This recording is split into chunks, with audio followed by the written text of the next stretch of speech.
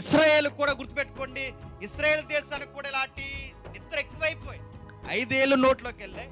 5 ఏళ్ళు నోట్లోకి వెళ్ళేసరికి దేవుడిని మర్చిపోయారు. దేవుడిని మర్చిపోతే దేవుడు ఎప్పుడైతే ఈ సుఖభోగాలను చూస్తాడో మలాకీని పంపించి చెప్తున్నాడు, ఇదిగో మలాకీ వాళ్ళకి చెప్పు, వాళ్ళు నన్ను మర్చిపోతున్నారు, వాళ్ళ పంటలు బాగా పండాయి, కడుపులు బాగా నిండాయి. పంటలు బాగా పండాయి, కడుపులు బాగా నిండాయి, కళ్ళు నెత్తికెక్కాయి, మంచి మంచి సరంబీలు తీలు కట్టుకున్నారు. ఆరాధన కానీ, ప్రార్థన కానీ, ధర్మశాస్త్ర పఠనం కానీ, ఒక వాక్యం కానీ, ఉపదేశం కానీ, భయము, భక్తి, నైతికత ఏదే లేదు. పొరుగోడు సంసారాల్లో అడుగులు ఎడుతున్నారు, పొరుగోడు కాపురాలు పాడు చేస్తున్నారు, బావి వరుసలు మర్చారు, చిన్న పెద్ద తేడా లేకుండా పోయింది. డబ్బు, కోరికలు ఇవన్నీ కళ్ళు నెత్తికెక్కి చీకటి జీవితమే స్వేచ్ఛ జీవితం అనుకుంటున్నారు. మలాకి చెప్పు, పెళ్ళి ఇలా చేసుకుంటున్నారు, యవన కాలంలో ఉండగానే అలా పెళ్ళికి విడాకులకు వెళ్ళిపోతారు, అవన్నీ మలాకీలు ఉంటాయి. ఆ పిల్లలు అని చెప్పుకుని ఇవన్నీ చేస్తున్నారు. ధర్మశాస్త్రం చదివేలు మానేశారు, యాజకులు పూర్తిగా ధర్మశాస్త్రాన్ని బోధించడం మానేశారు. ఇవన్నీ జరుగుతున్నాయి కనుక నువ్వు చెప్పన్నాడు. ఆ ఎల్లు చెప్తున్నాడు, దేవుడు ఏమని చెప్తున్నాడు మలాకి ద్వారా, ఇశ్రాయేలులారా నేను మిమ్మల్ని నేను ప్రేమిస్తున్నానని చెప్పి. ఏంటట? నేను మిమ్మల్ని ప్రేమిస్తున్నానని చెప్తే వీళ్ళు ఏమన్నారండి? ఏమన్నాడు? నువ్వు ఏ విషయమందు మమ్మల్ని ప్రేమించితివి? నా మాట అర్థమవుతుందా?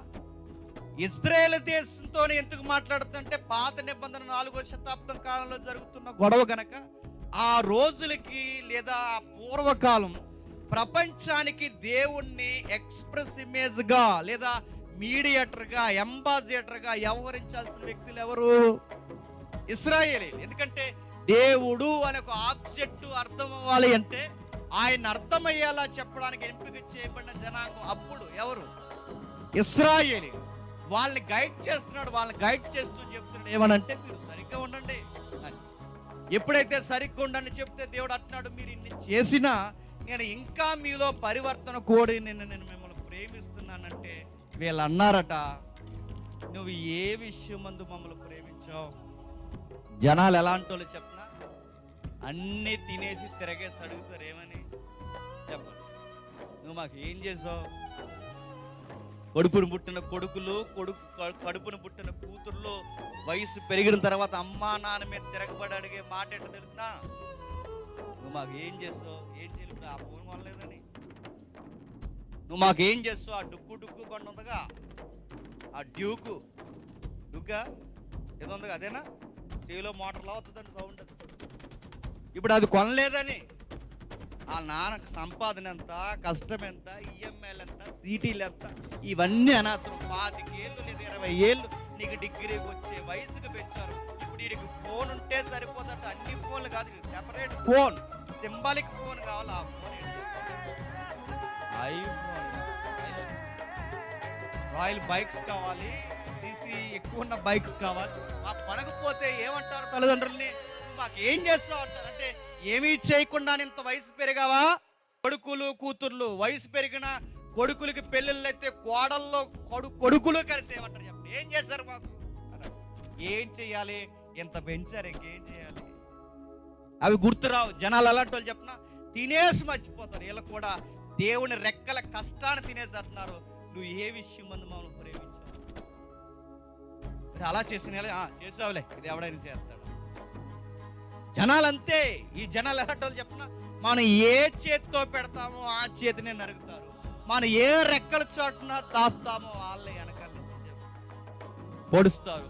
మనకి అతి పెద్దగా మనకి ఇబ్బంది కలిగించేది ఎవడో చెప్పినా మన వలన సహాయం పొందుతున్న వాళ్ళే మనల్ని ఏది కాదని తృణీకరించి వెళ్ళిపోతుంది. యూనివర్సల్ సూత్రం. బయటోడు శత్రుత్వం అంటే ఆడుతో నవ్వుతూ అన్నది ఎదుర్కోవచ్చేమో కానీ మన ఉప్పు పప్పు తిన్నవాడితో శత్రుత్వం అంటే అని కొట్టలేవు, తిట్టలేవు, ఏం అనలేవు. ఆడనే మాటలు భరించడం నిద్రలో కూడా ఆడేమంటాడు చెప్పిన సింపుల్గా అంటాడు, ఏం చేసామంటే ఒక్క మాట చదువు ఎన్ని చేసాడంటే ఇప్పుడు ఏమన్నా రాసి కూర్చుంటావా? ఎన్ని చేసావు? ఏం చేసాడు? సింపుల్గా అడుగుతాడు. సింపుల్గా అంటే ఆ మాట ఎంత తొలిసేస్తుందండి. దేవుడు అన్నాడు, ఏం చేశానని అడుగుతున్నారు, మీకు మాట చెప్తున్నాను, మీ అయ్యను ప్రేమించాను.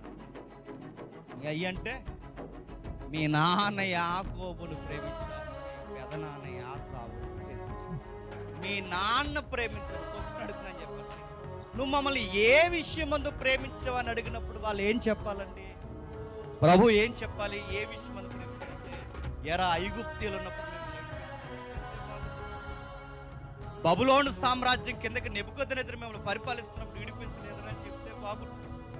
పండని రాళ్ళు రప్పలు ఇజ్రాయెల్ దేశం అంటే ఎలా ఉంటుంది అక్కడ వాళ్ళని అడగండి.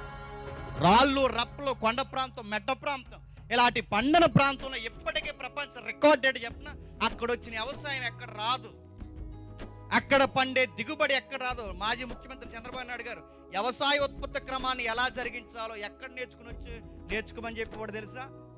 ఎక్కడి నుంచి టెక్నాలజీ తెచ్చేవాడు తెలుసా? ఆయన ఇజ్రాయెల్ అనేవాడు. వాడేసిన మిసైల్స్ కానీ అడ్వాన్స్ టెక్నాలజీ కానీ ఏదైనా ఆ భూమి సారవంతమైనది. అక్కడ చూడండి, బీరకాయ పొట్లకాయలా ఉంటుంది, అంతంత ఉంటాయి. వంకాయ పొట్లకాయలా ఉంటుంది. అంటే దాని దిగుబడి ఎలా ఉంటుంది చూడండి. అంత దిగుబడి ఉన్న ప్రాంతం మనకి ఇస్తే ఇంత సారవంతమైన కొరుకు నేలలో అద్భుతం జరిగినట్టు మీ పంటలు పండిస్తున్నాను రా అని చెప్తే బాగుంది. అదేం చెప్పకుండా దేవుడు అన్నాడట, మీ నాన్న ప్రేమించాను. ఇప్పుడు భార్య భర్తలు ఇద్దరు గొడవ అయింది అనుకోండి, ఏ విషయంలో నన్ను ప్రేమించావు అని అడిగితే వెంటనే ఆయన ఏమనాలి? ఏ విషయం ప్రేమించమండి, మీ నాన్న దగ్గర ఎలా ఉండేదని నా దగ్గర చెప్పాలి కదా. అలా చెప్పకుండా అలా అడిగిందని వెంటనే మీ నాన్న ప్రేమించాను అంటే ఏమంటుందండి? అసలు సందర్భమా? నా మాట మీకు అర్థమవుతుందో లేదు? నువ్వు ఏ విషయం అందు మమ్మల్ని ప్రేమించావు భార్య భర్తను అడిగితే మీ నాన్న ప్రేమించాను ఏమనుకుంటున్నావు అంటే అప్పుడు ఏమంటుంది? ఇద్దరు ప్రేమించుకుంటే నేనే అనిపోతుంది, ఉంటుందా? కానీ మన మాటలు మన గొడవల్లో మన మాటలు సందర్భం కాకపోవచ్చేమో కానీ దేవుడు టెక్స్ట్ దాటలేదు.